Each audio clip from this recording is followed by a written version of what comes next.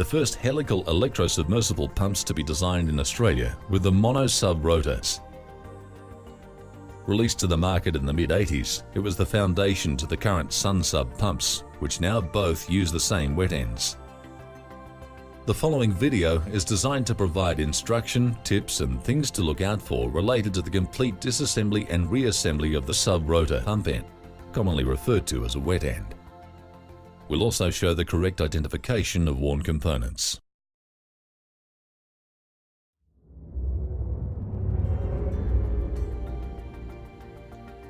Remember, safety first. Although not covered in this video, Mono regards safety as a critical factor when undertaking any service on the Mono range. To prevent injury when installing or removing the pump from the borehole, always use suitably rated lifting equipment and adequate PPE for the situation.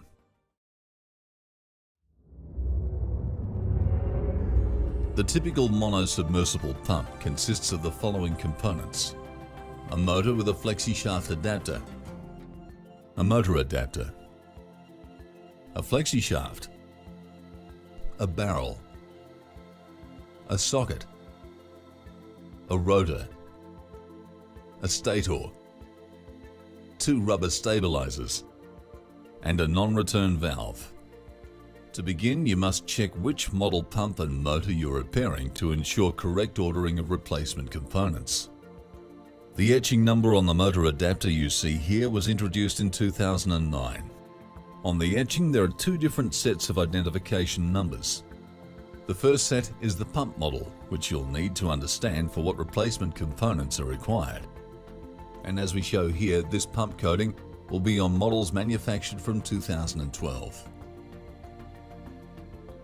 The first 2 characters, SS, identify the unit as a Sun Sub, which is exactly the same identifier as on the sub-rotor. The next 3 numbers are the pump size. Seen here, the 042 is a 42 size. The following 4 numerics are an internal mono sequence number. The next 2 letters will be PR, indicating a plated rotor with a nitrile stator. It's important to note that some codes will end with a number. Nothing in this position means it's a standard Mark 1 rotor, but a number 3 means a temperature Mark 3 rotor, and the number 5 in this position means temperature Mark 5 rotor. The second set of codes is a unique serial number, which you'll need to state with any warranties or case returns. To identify which motor you have if replacement is necessary, look on the motor casing for a sticker like seen here. Relay the kilowatt and voltage identifiers directly to Mono and they'll advise you of the current part number.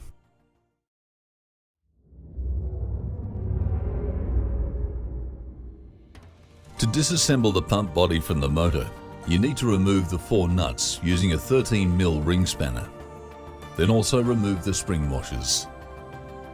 The motor with rotating parts is then gently extracted from the pump wet end.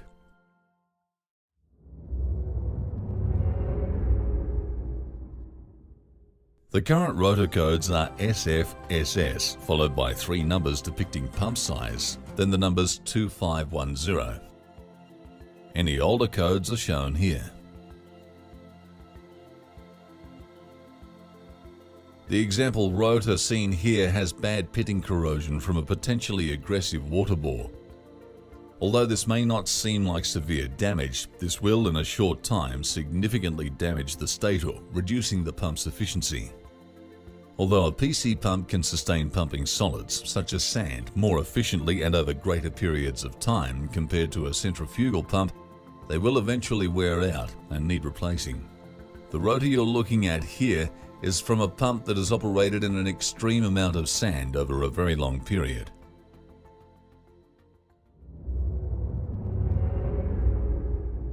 To remove the rotor from the flexi shaft, unscrew the rotor with a 22mm spanner on the flat on the rotor and a 21mm spanner on the flat on the motor flexi shaft adapter. Please note the flexi shaft ends can break their thread seal on either end of the shaft. In the image you see here, it is opened on the motor end. If it's necessary to replace the rotor, then use a 6mm open-ended spanner on the flats of the flexi shaft along with a 22mm spanner on the rotor flats to unscrew. Prior to 2009, there were no flats on the flexi shaft ends. To remove this style flexi shaft, we recommend using soft grips or equivalent on the threads to protect them. It's imperative that at no time you attempt to remove the flexi shaft by gripping on the Halar coating with any hand tools, as it will damage the coating, causing premature failure and will void the warranty.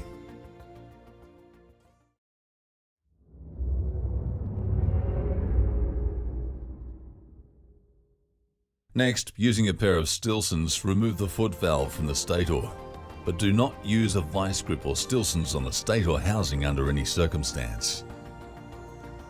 Damage to the outside of the stator tube can result in loss of performance and even a complete seizure of the pump. Using your Stilsons and a pipe strap tool, remove the stator from the barrel. A handy tip here is to use a strip of emery tape, rough side in, between the stator barrel and the strap tool to make it grip.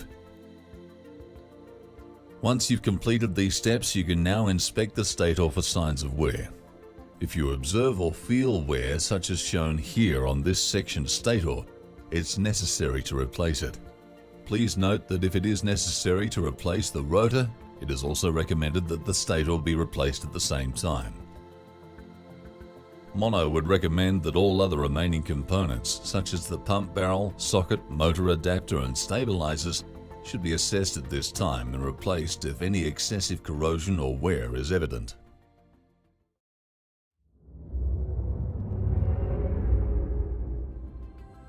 The following sequence is to reassemble a complete pump using either new replacement parts or reusing the old components. The first step is to tap the rubber stabilizers onto the barrel using a rubber mallet. Wipe Stag sealant or any equivalent onto the thread before screwing the socket to the barrel. Also coat Stag sealant on the other pipe threads. The thread on the stator where it screws into the non-return valve and where the socket screws into the stator. Be aware that equal threads should be seen on either side of the socket once it's completely screwed in. It's vital that you protect the stator tube from any potential crushing forces, such as when using vice grips or Stilsons. When fitting the stator, it's important to first look for the wording "to suction end." This needs to be oriented towards the barrel, away from the non-return valve. Our final step is to coat the flexi shaft threads with anti-seize. Insert new O-rings into the rotor head if necessary, then hand screw the shaft firmly into place. Then insert a new O-ring into the motor adapter if necessary and hand screw it into place. Using the same spanners on the rotor and motor adapter, tighten the threads firmly. However, take care as you tighten the rotor and adapter against the flexi shaft, as over-tightening can lead to twisting the flexi shaft out of shape, thereby rendering it unusable.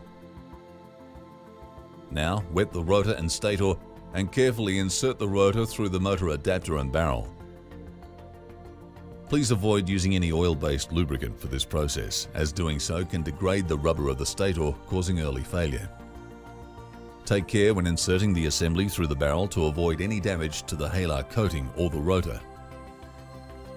The final step is to assemble the 4 spring washers, the earth tag and nuts that hold the motor to the pump. Tighten the 2 nuts opposite each other first to ensure correct alignment.